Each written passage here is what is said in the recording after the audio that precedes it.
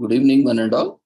We welcome you all to the International Webinar Series on Holistic Health, Well-being and Sustainable Development 2022-2023, commemorating Azadi Ka Amrit Mahotsav, nation celebrating 75 years of independence, United Nations Sustainable Development Goals 2015 to 2030. As part of awareness and campaigns in collaboration with Sri Holistic Health Foundation India and Sri Research Institute Center for Art, Sciences and Well-being. Before we start our sessions, let's take the blessings of Almighty.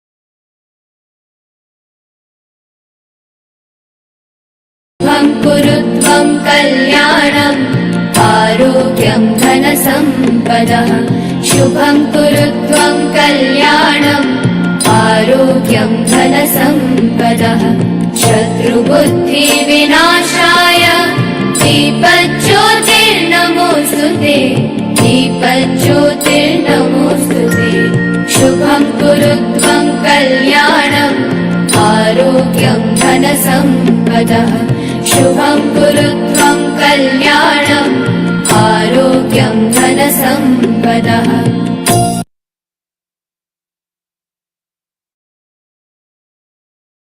With the blessings of Almighty, we shall continue with today's commemorations. Today, we are commemorating the most important day, especially for the indigenous people. It's a great day to recognize and learn about indigenous people.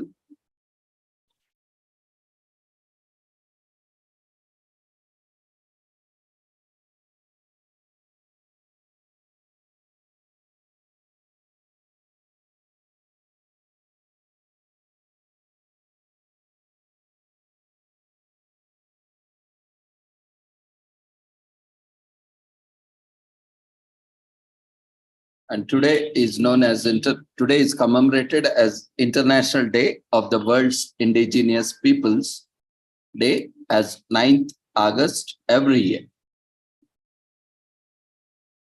With the theme for this year, Indigenous Youth as Agents for Self-Determination. Globally, 47% of all indigenous peoples in employment have no education compared to 17% of their non-indigenous counterparts. This gap is even wider for women. More than 80% of the indigenous peoples globally work in informal economy compared to 66% for their non-indigenous counterparts. Indigenous peoples are nearly 3 times as likely to be living in extreme poverty compared to their non-indigenous counterparts as per ILO. And indigenous youth especially play a crucial role in the development. Violation of rights of the world's indigenous peoples have become a persistent problem, sometimes because of a historical burden from their colonization backgrounds and others because of contrast with a constantly changing society. In respect to problem, let's remember every August 9th that indigenous peoples have the right to make their own decisions and carry them out meaningfully and culturally appropriate to them. In this context of demand for self-determination, indigenous youth are working as agents of change at the forefront of some of the most pressing crises facing humanity today. For instance, indigenous youth are harnessing cutting-edge technologies and developing new skills to offer solutions and contribute to more sustainable, peaceful future for our planet and people. But their dependence and future depends on as well as on the decisions that are made today. Their representation and participation is in global efforts towards climate change mitigation, peace building, and digital cooperation are crucial for the effective implementation of their rights as indigenous. The International Day of Indigenous People 2023 under the title of Indigenous Youth as Agents of Change for Self-Determination re-indicates that the indigenous youth must occupy in decision making while recognizing their dedicated efforts in climate action and search for justice for their people and creation of an integral connection that keeps their culture, traditions, and contributions alive.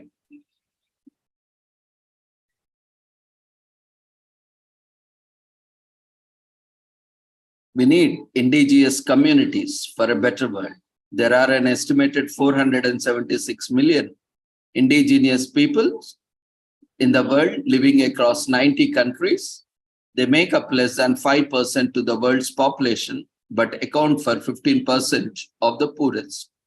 They speak an overwhelming majority of the world's estimated 7,000 languages and represent 5,000 different countries. Indigenous peoples are inheritors and practitioners of unique cultures and ways of relating to people and the environment. They have retained social, cultural, economic, and political characteristics that are distinct from those of the dominant societies in which they live. Despite their cultural differences, indigenous peoples from around the world share common problems related to the protection of their rights as distinct peoples. Indigenous peoples have sought recognition of their identities, their way of life, and their right to traditional lands, territories, and natural resources for years. Yet, throughout the history, their rights have been violated, and indigenous peoples today are arguably among the most disadvantaged and vulnerable groups of people in rights and maintain their distinct cultures and way of life.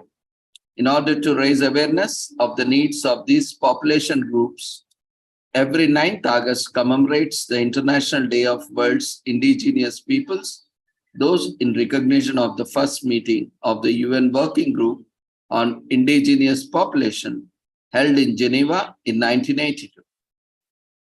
The public highlights 6 initiatives from indigenous youth who are leading innovative solutions and collaborations in face of adversity brought about climate change and exacerbated by COVID-19 pandemic. The initiative shows how grassroots groups, networks, and platforms established by indigenous youth have been essential to the fulfillment of the basic needs of the communities. At least 40% of the 7,000 languages used worldwide are at some level of endangerment. Indigenous languages are particularly vulnerable because many of them are not taught at school or used in public sphere. So, the year 2022 started another important milestone to advocate for indigenous cultures, the Decade of Indigenous Languages 2022 to 2032.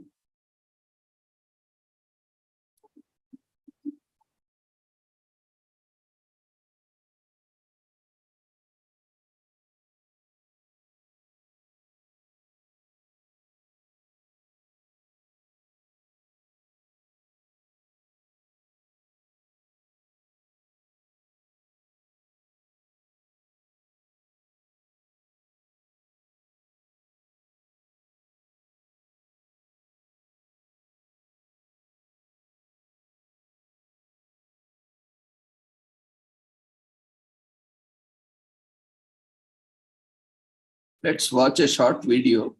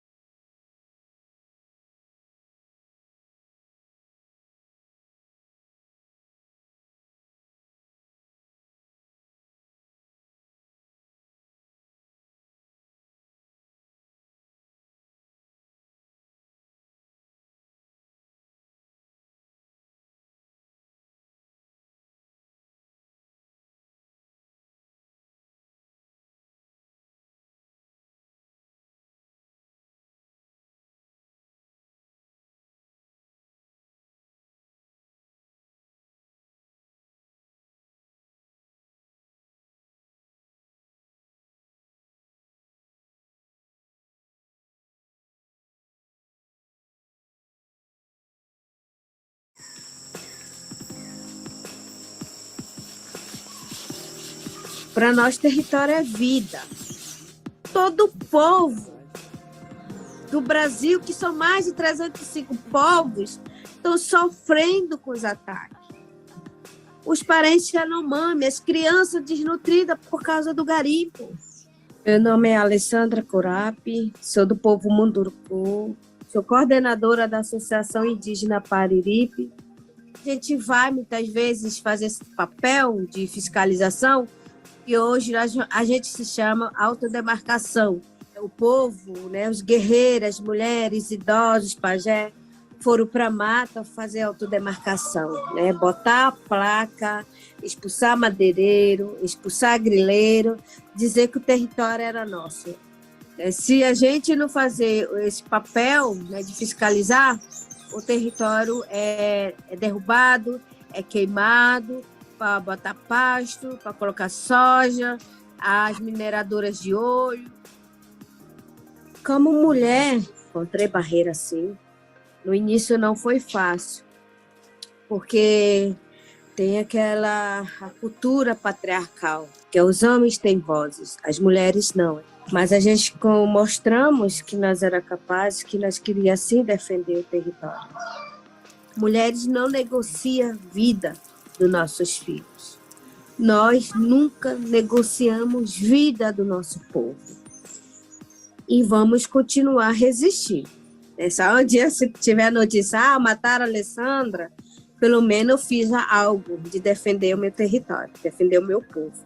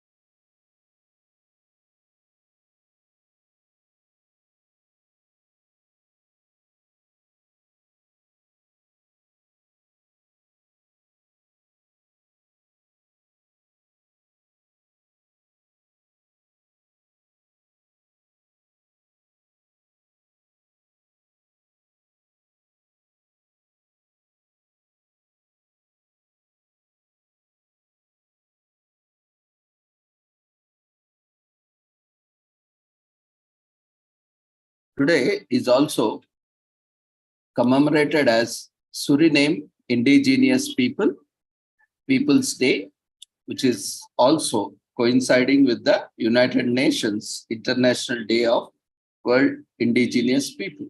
And even in India and various other parts, it is also commemorated as Adivasi Divas.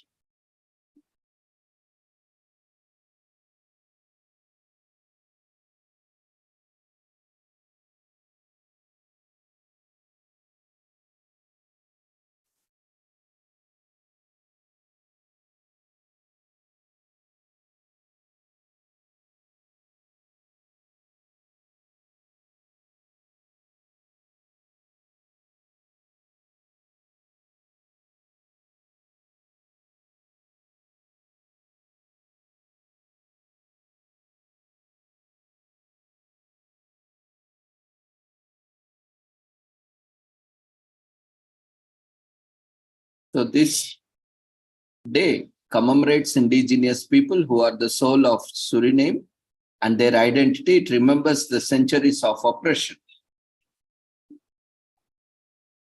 slavery, forced assimilation the indigenous people went through and aims to make things right.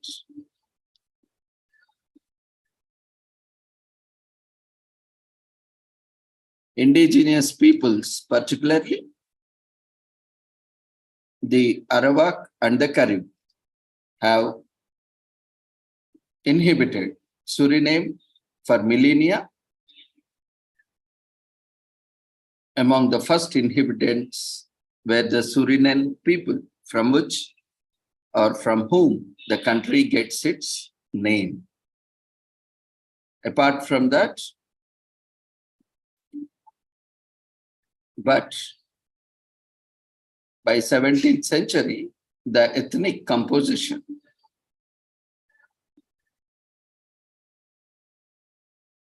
of the country has changed drastically because of European settlers and British plantation owners and their slaves arrived on the shores of Suriname in 1651. 16 years later, a Dutch fleet landed and captured Suriname, kickstarting centuries of colonization. Many indigenous people died and or became enslaved during the invasion. Those lucky enough to escape their lives took refuge in the rainforest.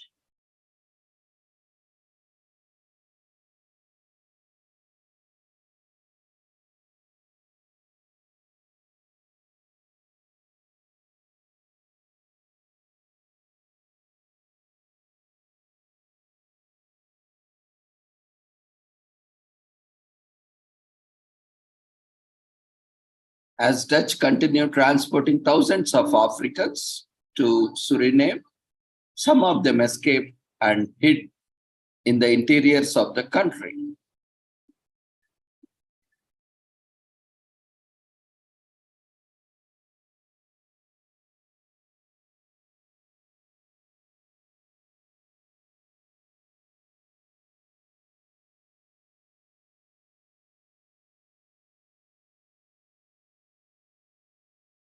Runaways who came to known as Maroons, these runaways were taken in by the leftover indigenous tribes who constantly went to war with the Dutch. After several failed attempts to fight the tribal groups, the Dutch ultimately conceded to peaceful coexistence.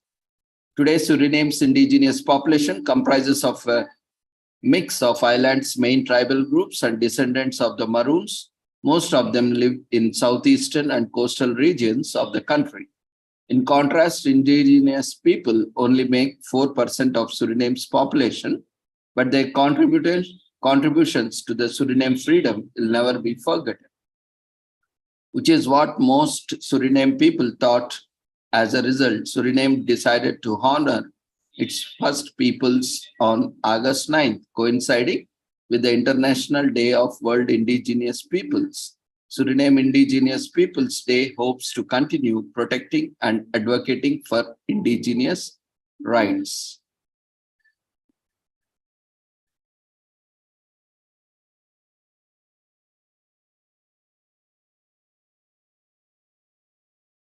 Paramaribo, the Surinamese capital, has a tropical climate all year round, with an average of 60 mm of rainfall each month. So there are no dry spells. It's an UNESCO World Heritage Site. Paramaribo's inner city has Dutch architectural influences and is UNESCO World Heritage Site. Anyone under 30 requires their parents' written consent before getting married, having an odd marriage laws. And Paramaribo's official language is Dutch, and its official language is not English, as popularly known. And it hasn't changed for centuries. The city's urban fabric, infrastructure, and buildings have remained the same since 17th century. So indigenous participation in public life is minimal to none in Suriname. So this is critical to ensuring indigenous cultures become recognized and live on. The essence of Suriname will cease to exist without its first people. And it would be the country benefit of spirit So Suriname Indigenous Peoples Day seek to recognize their significance of indigenous people to the country and help people learn their value.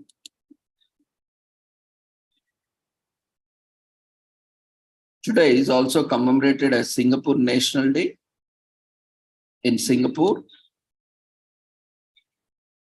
this day is said to commemorate Singapore's independence from Malaysia, which took place in the year 1965. It is usually marked with a National Day parade, and this is usually an official business by the, official address by the Prime Minister of Singapore, which is delivered on the National Day Eve, and people can enjoy watching spectacular firework displays. And this is focused on celebrating the country's independence. So it is favorite for many of the citizens. Non-citizens also usually enjoy travel to take part in the celebrations. In 1963, a merger caused Sarawak, Sabah, Singapore, and Federation of Malaysia to become Federation of Malaysia, in which Singapore was included. This was because Singapore, without natural resources, needed Malaysia for a bigger market reach and job opportunities. Later, in 1965, due to political and civil unrest, Singapore gained its independence from Malaysia, and Singapore's independence is remembered and celebrated yearly with exciting activities. For instance, the Singapore National Day Parade usually takes place in Marina Bay, the National Stadium, or the Padang. The parade usually includes officers of the armed forces, police force, civil defense force, and some representatives of political parties. There are also members of labor unions present during the parade, students who are part of uniformed groups such as Girl Guides, Scouts, and diverse cadet groups. Additionally, the Singapore Air Force flies over the parade with numerous military aircraft.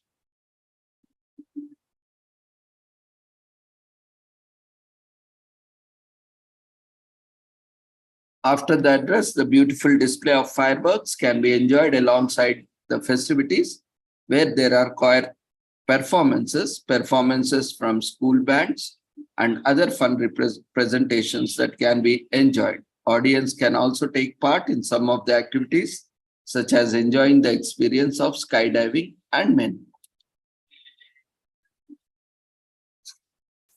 Today is also commemorated as National Women's Day in South Africa.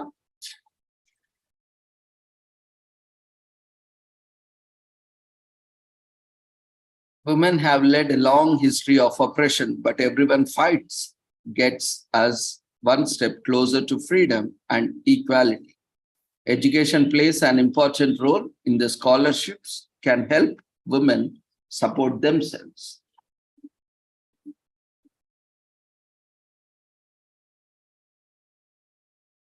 Resilient, patient, loving, and strong women run the world and get their own day on National Women's Day in South Africa on August 9th.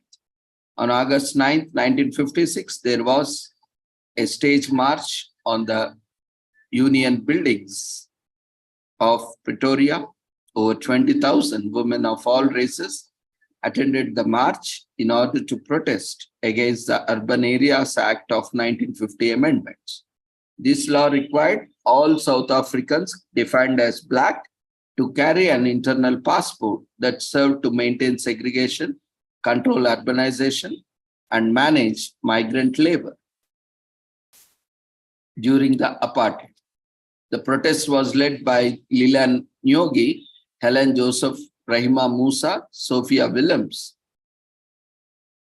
The women left 14,000 petitions at the office doors of the Prime Minister. 1 lakh signatures were left outside the Prime Minister's door, as well as a 30-minute silent protest.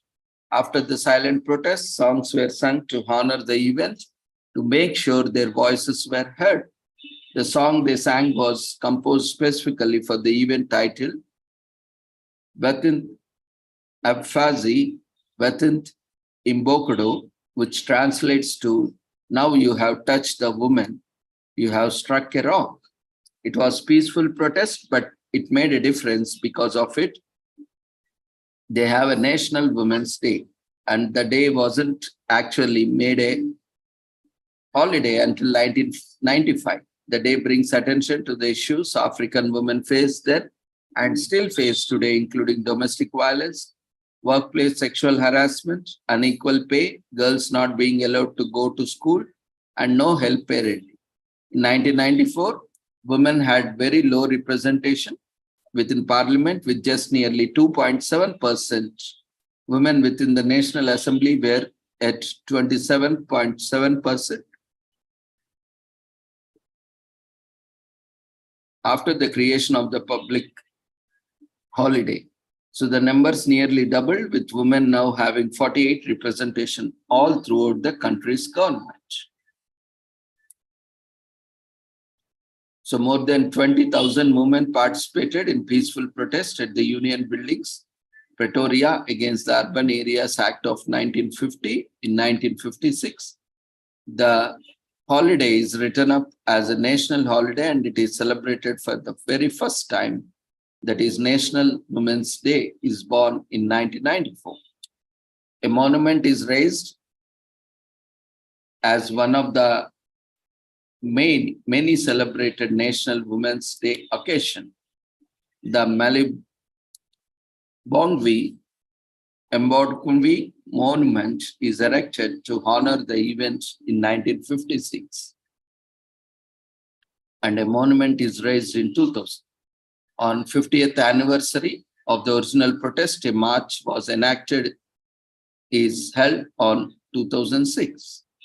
So it is the day-to-day lives. In their day-to-day lives, women juggle so many commitments and responsibilities and deal with so much and look fantastic while getting everything done too. Traditions on National Women's Day are to celebrate in every respect and aspect of life.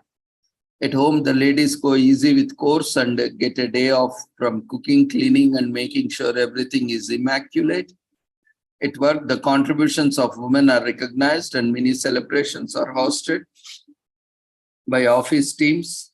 Inspiring women with success stories are in the spotlight to set an example for other women to follow. On the social media, women party it up and head out to celebrate womanhood, and special deals are available for ladies at restaurants, caves. Some stores even have sales. Female activists also utilize the day to promote gender equality and advance women's rights.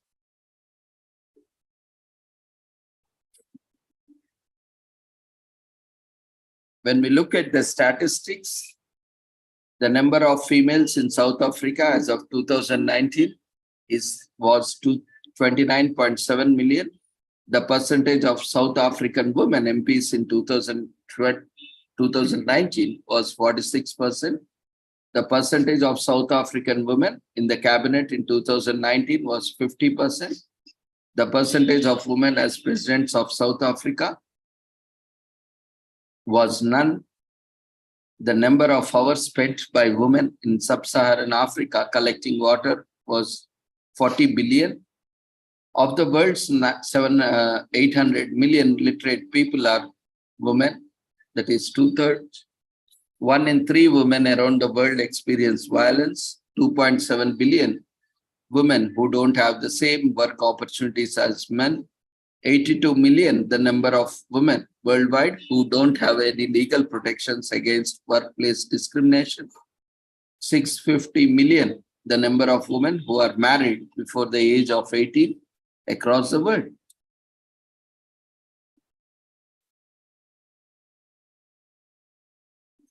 So we also have International Women's Day, but in Africa, today is commemorated as National Women's Day. The goal is same, empowering women, but National Women's Day is more about the liberation and empowerment of South Africa and South African women. International Women's Day is more about all women from any region.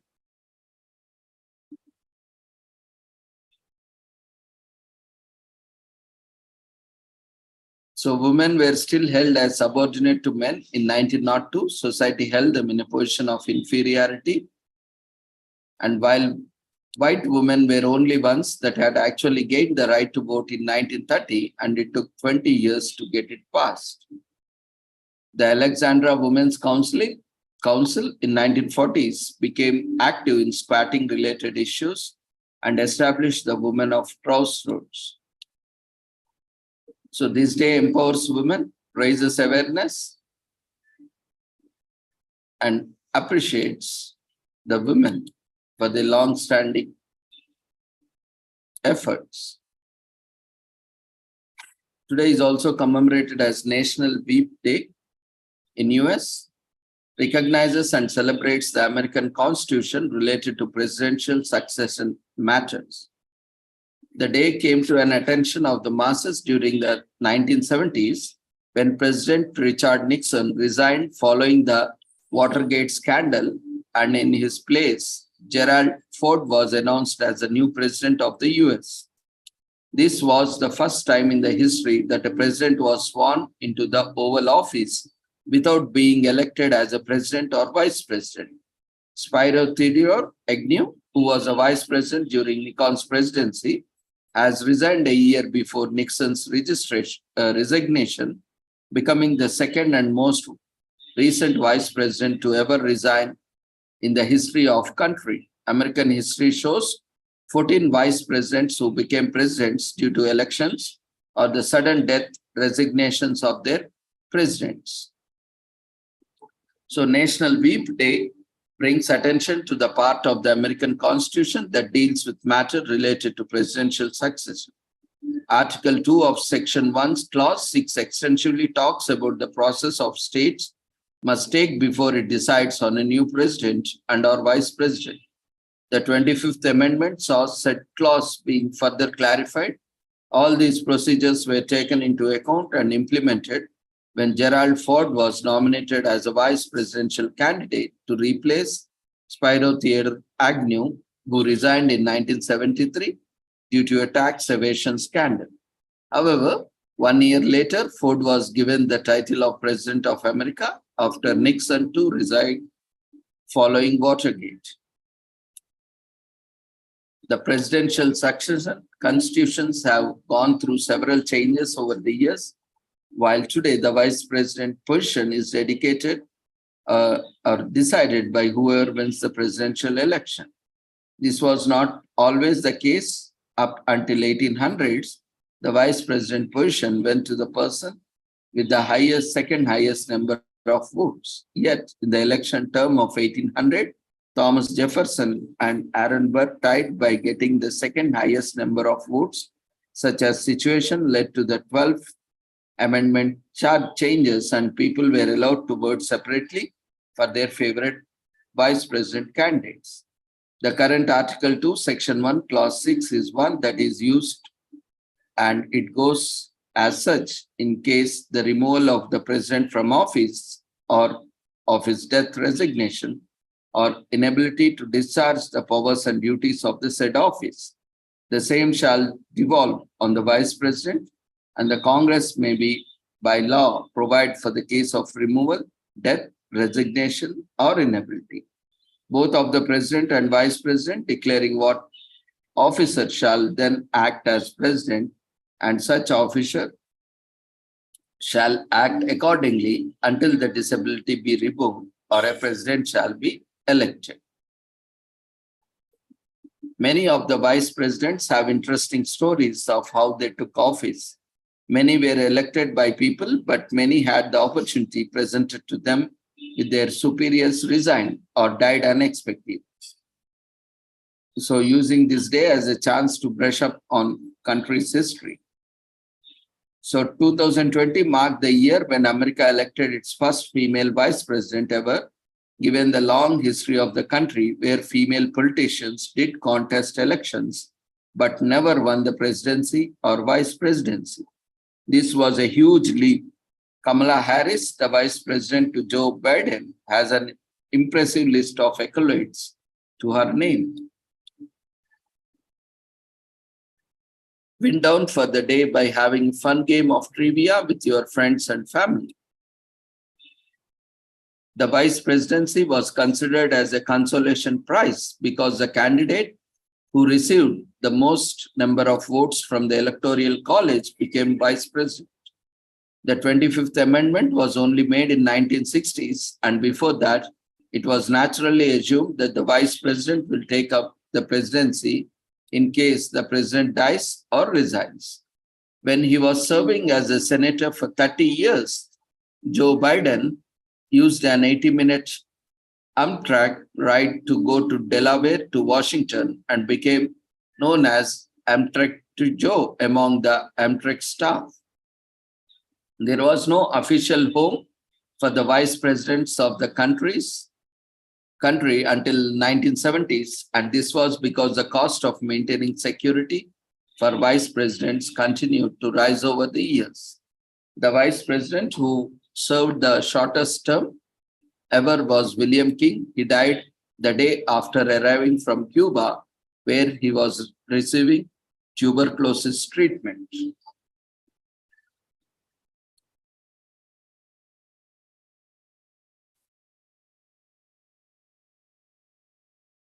Today is also commemorated as National Rice Pudding Day in US. So we all can think of a bowl of some good old rice pudding. And this rice pudding day taking place on August 9th for many of us, starting from our childhood to adulthood, rice pudding has been a staple in our diets. Many with a base of rice cooked in milk and sweetened with sugar, syrup, or honey. Rice pudding can be found in many cultures and cuisines all over the world. Of course, each region has its own unique take on the dish. Some add nuts and spices like nutmeg, cinnamon, or cardamom to it, while others throw in a dash of wine to give it wow factor. For more fragrance, look and feel, many people in the Middle East also add pistachio silvers and rose petals before serving it. You can have it hot or cold as a breakfast dish or a dessert after dinner.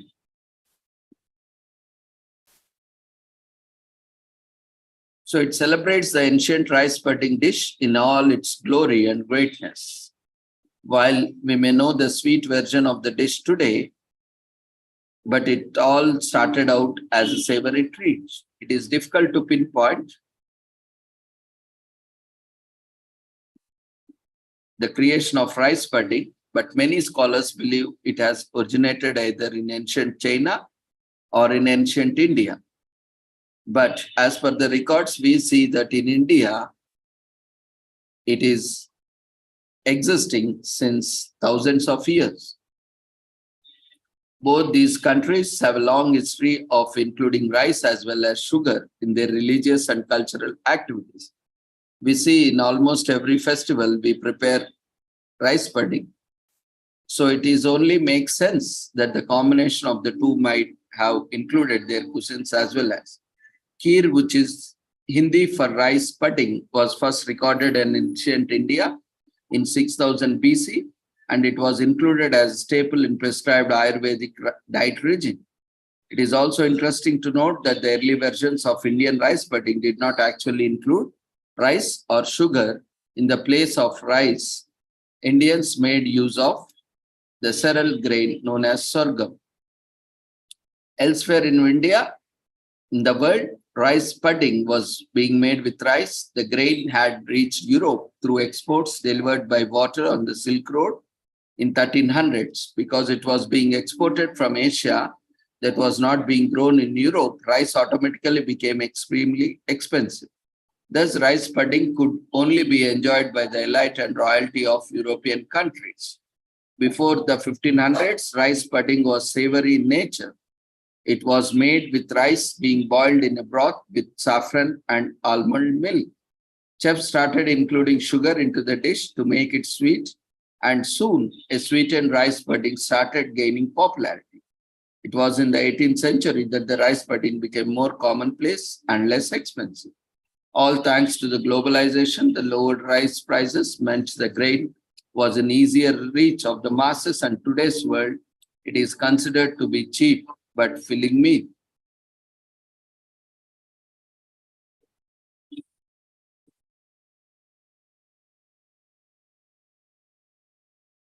Today is also commemorated as National Psychiatric Technician Appreciation Day in US. This occurs every year on Wednesday that falls in the first full week of August. So this year, it takes on August 9th. Ever stopped on to think about the people behind the scenes who dedicate their lives to caring for mentally challenged or mentally ill people? In short, a psychiatric technician is really just a person who is dedicated to caring for people with any kind of mental illness or developmental disability.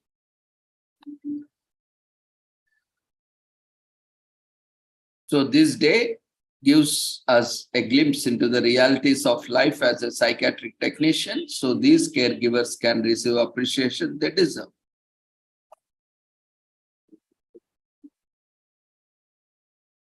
So organizations like American Association of Psychiatric Technicians may have a role. The history of psychiatric technicians is tied in closely with the history of institutionalization of people deemed mentally ill. The first asylums were commonly known as many intensive names and served as means to socially exclude those who were unfit for the society. As early as 872 AD, British travelers in the Far East recorded observations in the Islamic world of mentally ill people being treated humanely. But it took centuries before this approach became popular in Europe and North America.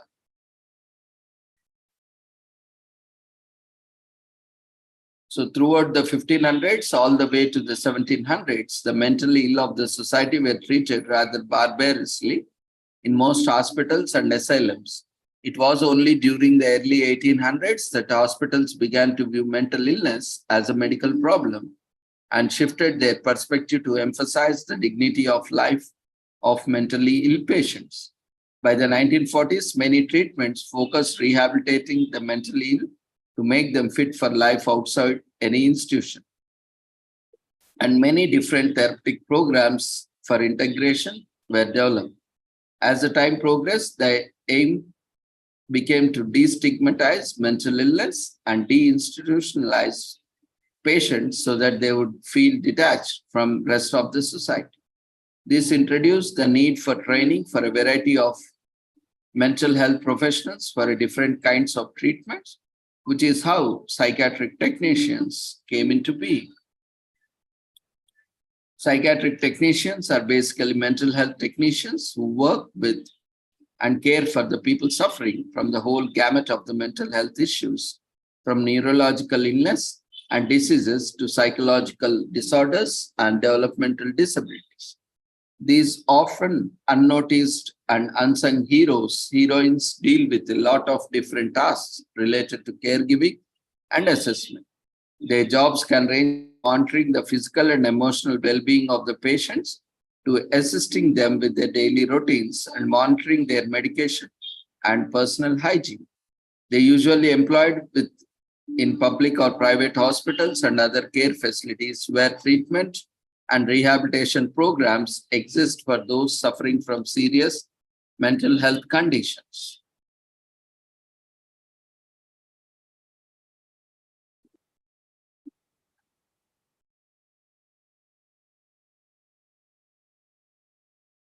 So psychiatric technicians and aides care for the patients with mental illness and developmental disabilities and work with patients and also experiencing with mental health challenges, both with patients and their caregivers, and they typically work under the supervision of a licensed doctor or a registered nurse or a counselor. The education required for this career is minimal, and one is usually on the front lines of psychiatric patient care. Most psychiatric technicians will tell you their job is challenging, yet but rewarding, because it is very service-oriented. Aspiring psych techs need a certificate or an associate degree in psychiatric or mental health technology, and some employers prefer candidates with prior experience. Licensure is required in some states and optional certification is available. Certification in CPR is also required.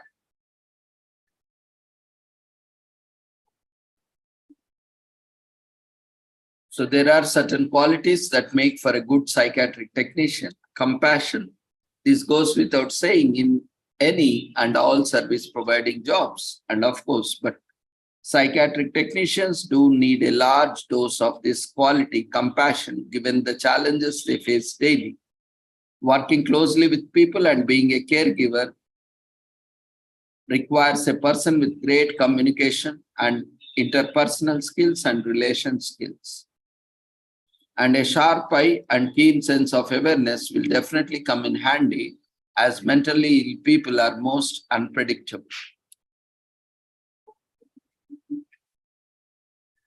Patience is the virtue which is much touted, yet so hard to maintain, especially when the people one has to care for and can be challenging or even violent.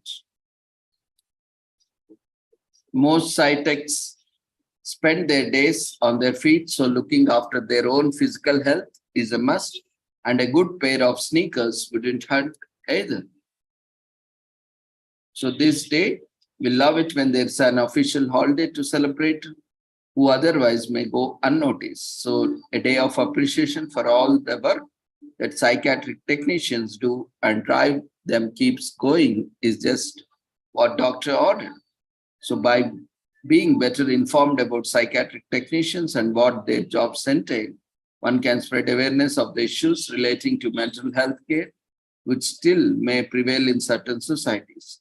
Issues such as stigma attached to the mental illness and misconceptions that people may hold about the role and approach of mental health caregivers. Learning more about the lives of psychiatric technicians can help inform people about this field as a potential career path and may even inspire others to choose it. It highlights an area of need and is a great way of honoring those already serving us in this capacity.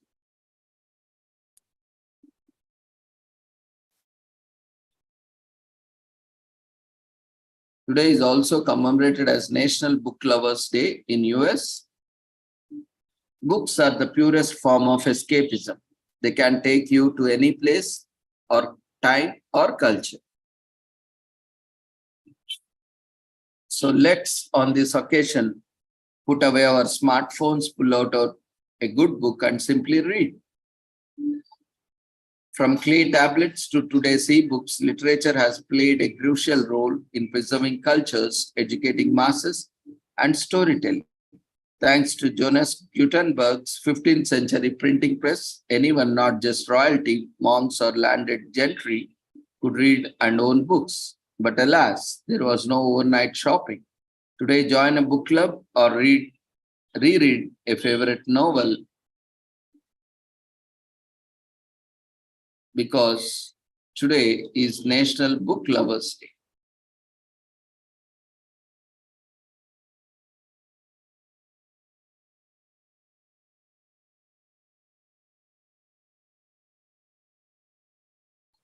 Our love for books knows no bounds. Someday we will write a book on it. The modern day is made by binding paper, but therefore the invention of paper books came in the form of tablets, scrolls, and engravings. Every civilization has its own way to document events. Sometime in 3500 BC, the Mesopotamians would make markings on clay tablets using a pointed device made from the stem of reed plant called the calamus. These writings on the moist clay were called cuneiform. Approximately 20,000 of these tablets were discovered in modern-day Iraq.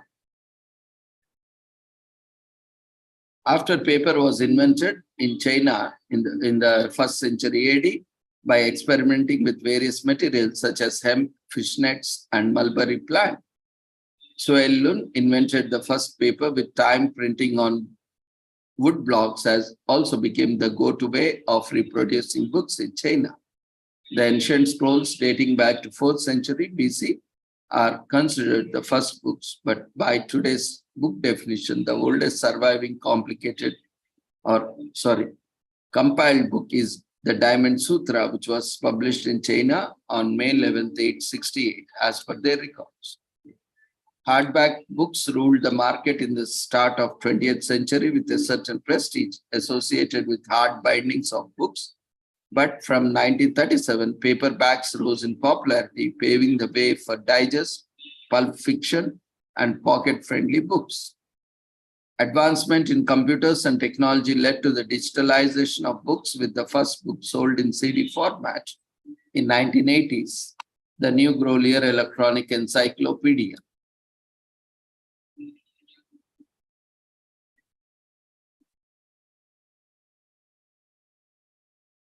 Today is also commemorated as Nagasaki Memorial Day in Japan,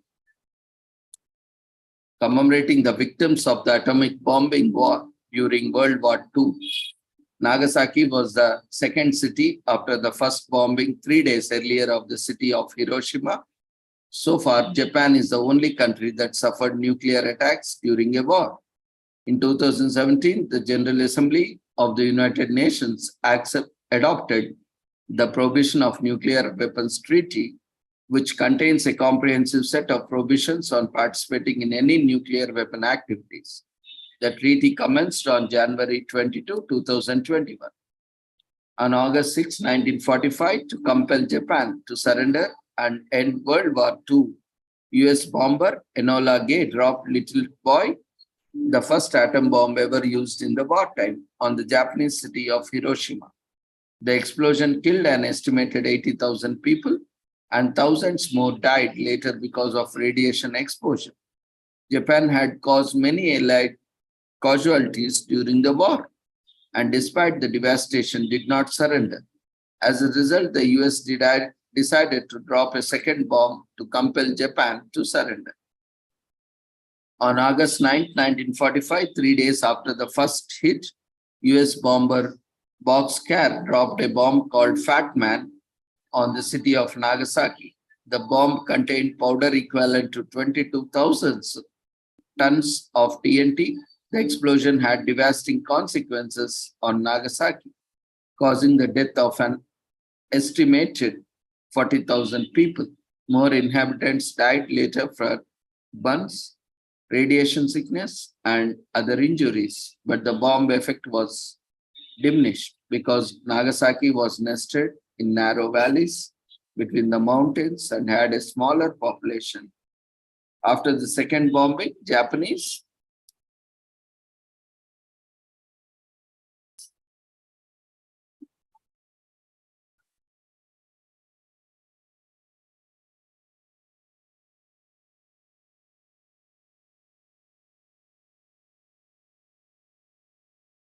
more in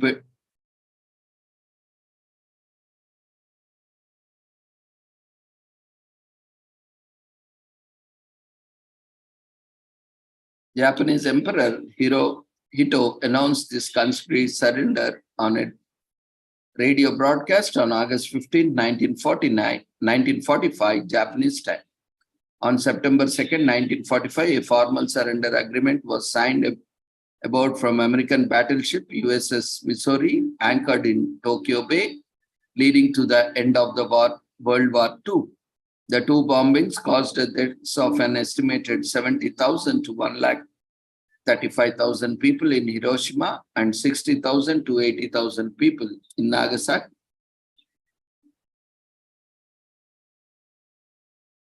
For that reason, Nagasaki Memorial Day is observed to commemorate the bombing victims, promote peace, and raise awareness of the importance of avoiding more wars and destructive potential of nuclear weapons. Nagasaki was originally a fishing village with little historical significance until it became an important trading port in the 1550s. Hidden Christian sites in the Nagasaki region, recognized as World Heritage Site on January 30, 2018, are located in the Nagasaki Prefecture, Kyushu. Hiroshima Island, commonly called as Gunkanjima, is an abandoned island that is reminder of Japanese war crimes as a site of forced labor. Huis Bosque is a theme park in Sesebo, Nagasaki, recreating the Netherlands by displaying life-size copies of old Dutch buildings.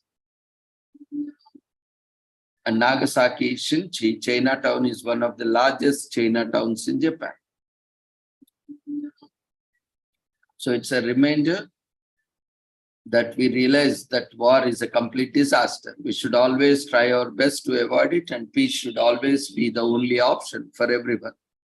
And it's also to raise awareness. We all want to live in safe world. Nagasaki Memorial Day raises awareness that eliminating nuclear weapons remains a priority. So there could be no more Hibakusha.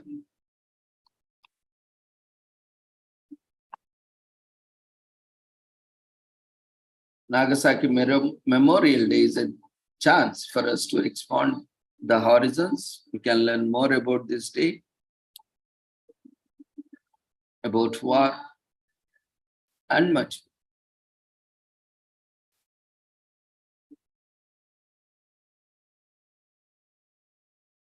Today is also commemorated as Co-working Day.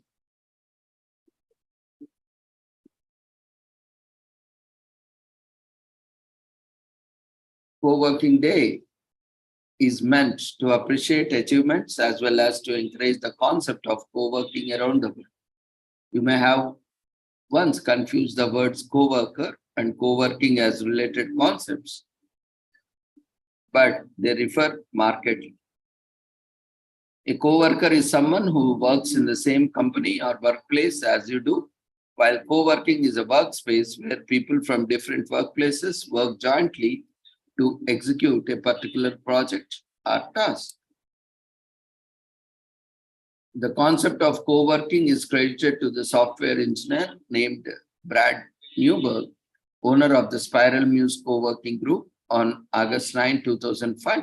He blogged about inviting free spirits and creatives to come together in a community and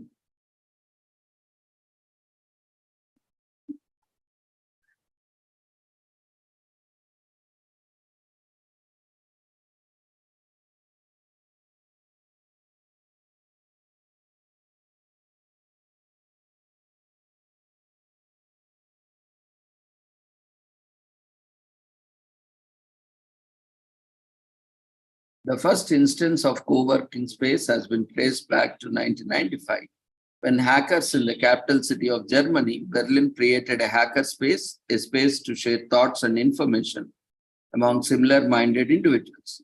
Nevertheless, the concept didn't get much recognition until Newberg blogged about it in 2005. In 2010, co-working gained international recognition when the co-founder of New York City's first dedicated working space, Tony Bacigalpo, posted on his blog saying next Monday will be 5 years since Brad Newberg first spoke about co-working. I think that should be official co-working day.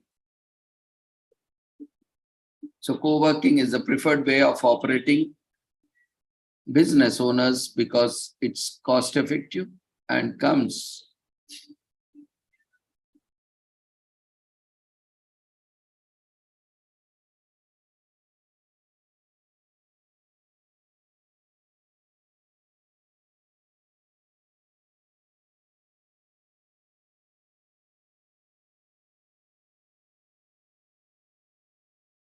today is also commemorated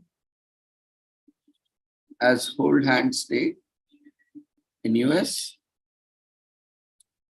This day was created to encourage people to hold hands as a way to emphasize the importance of touch and encourage affection towards loved ones.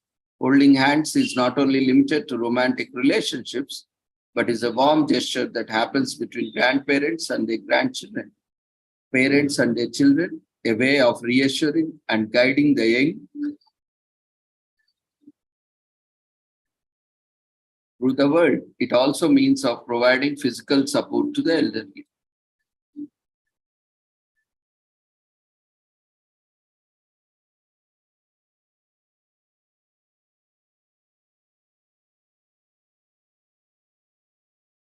Although the origins are unknown, but this gesture of holding hands is quite common among most cultures around the world. Holding hands can be done as a sign of love, friendship, or solidarity. It isn't restricted to lovers, but also manifests as an act of affection in filial and platonic relationships. Scientific research has even linked holding hands with the release of hormone oxytocin. Oxytocin is a peptide hormone produced in the hypothalamus region of the human brain, activated when neurons experience electrical activity, which results in the hormone being released into one's bloodstream.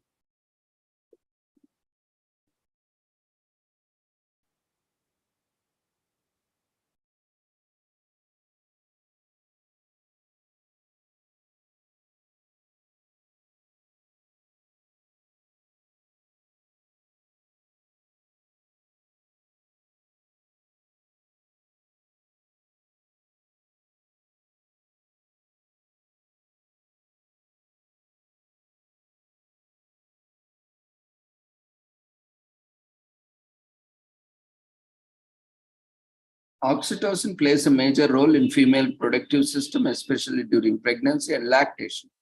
However, hormone is also released during physical activities such as exercise and hugging. When released, it has positive effects on the body, such as stress reduction and decreased anxiety levels. A study conducted by the University of North Carolina further demonstrated the remarkable effects of holding hands. During this study, several couples were assembled and told to give speeches. In the events leading up to their presentations, one half of the couple sat together and held hands, after which they embraced for 20 seconds, while another group sat away from their significant others. Before giving their speech, when tested, it was discovered the people who were separated from their partners had higher heart rates and their blood pressures rose twice as high as the couples who held hands and hugged each other. So this illustrates the positive effects and the hand holding can have to people's emotion and stress levels.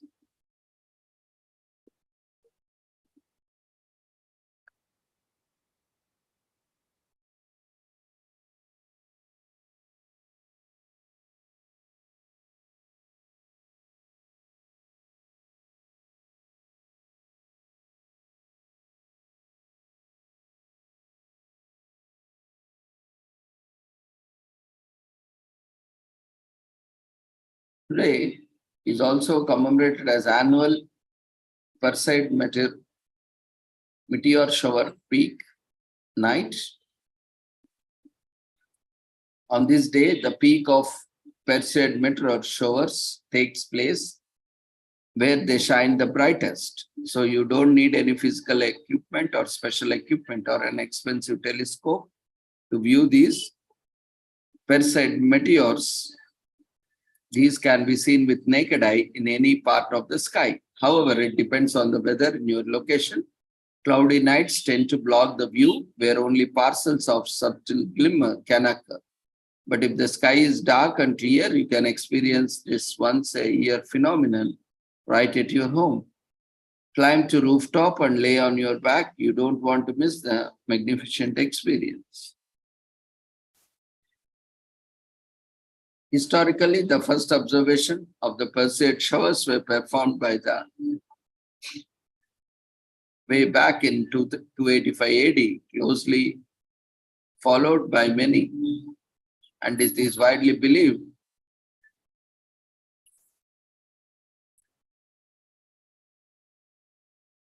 from a scientific perspective, it was Belgian astronomer Adolphe Quetelet who recorded a greater frequency of Perseid meteors in 1836.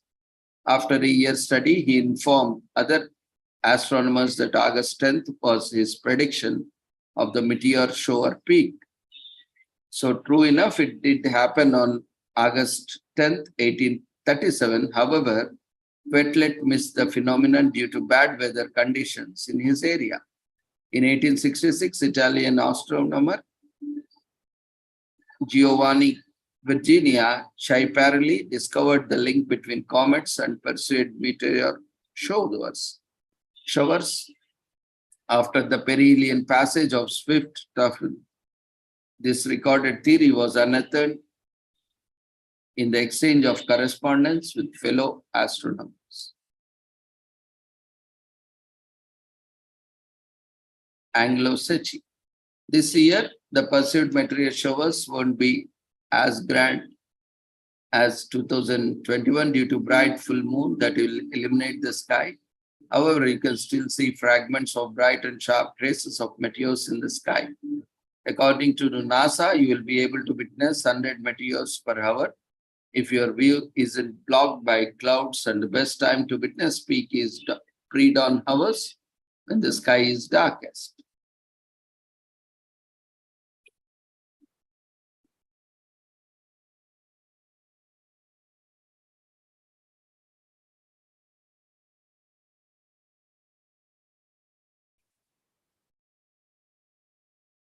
So Adivasi Divas is a regional commemoration and holiday observed, which coincides with the International Day of the World's Indigenous Peoples declared by the United Nations in 1993. Adivasi refers to various tribes living in the Indian subcontinent, while Divas means a day in Hindi.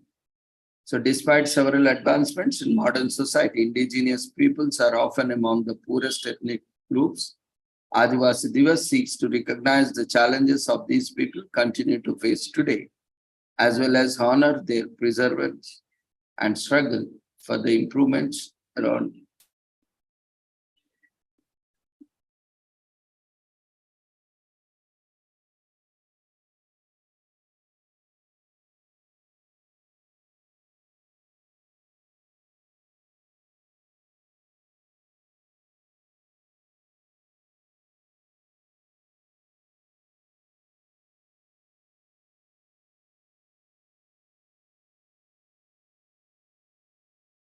Larger Adivasi groups sustained their kingdoms in central India. The Minas and Gond Rajas of Garha Mandla and Chanda formed a kind of Adivasi aristocracy. These relations soared during the Mughal rule in India, where many of them were killed in the wars between the two tribes. Under British rule, the colonial administration also encroached upon the tribal system, leading to the tribes resenting and rebelling against the British. Rising feudalism in India under British rule also worsened their relations and contributed to the social and economic devolution of the tribes. Forest as well as farmland belonging to the tribes was taken by the British, who instead of helping communities imposed taxes on them. When the tribes were unable to pay, they were coerced into bonded labor. On being exposed to common infectious diseases from Eurasia, the isolated tribes of South Andaman Island were badly affected and experienced a huge population decline in 1789.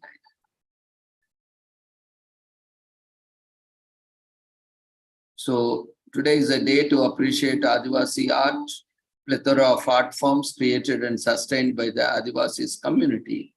These art forms include Varli, Madhubani, Bill, and Gond art. And it also a day to raise awareness about the tribal communities by learning more about them, sharing information with your friends and family, and posting about issues on social media. Read enlightening works of literature produced by Adivasi communities and sustained through oral tradition. Despite several protected provisions, the Adivasi community still faces a lot of prejudice from mainstream.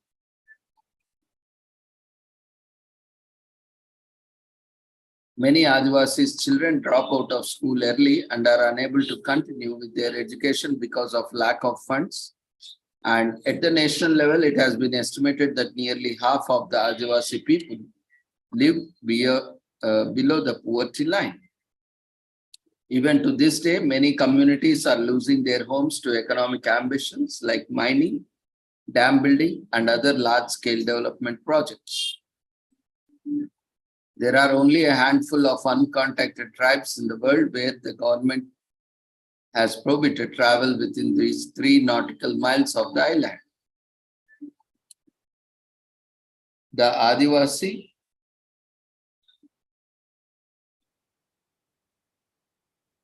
has made tremendous contributions to the diverse culture of the Indian subcontinent and also across the world. They are also experts in wildlife and nature conservation, along with sustainable agriculture practices. The Adivasis have long been marginalized, and despite government help, many of them do not have resources to break out poverty. It is important to raise awareness about them if we want to create a more equitable world.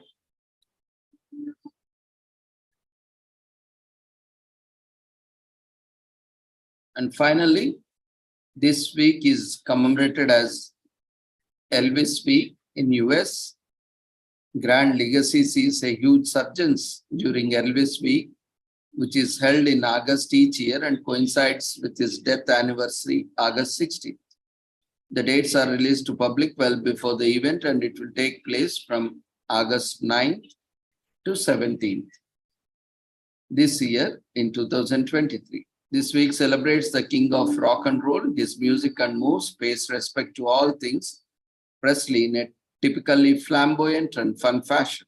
The event is a pilgrimage and phenomenon of sorts for music lovers and fans globally.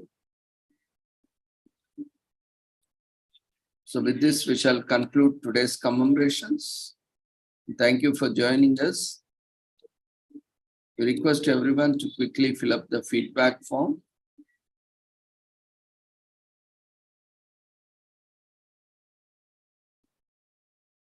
Which has been raised in the form of polls.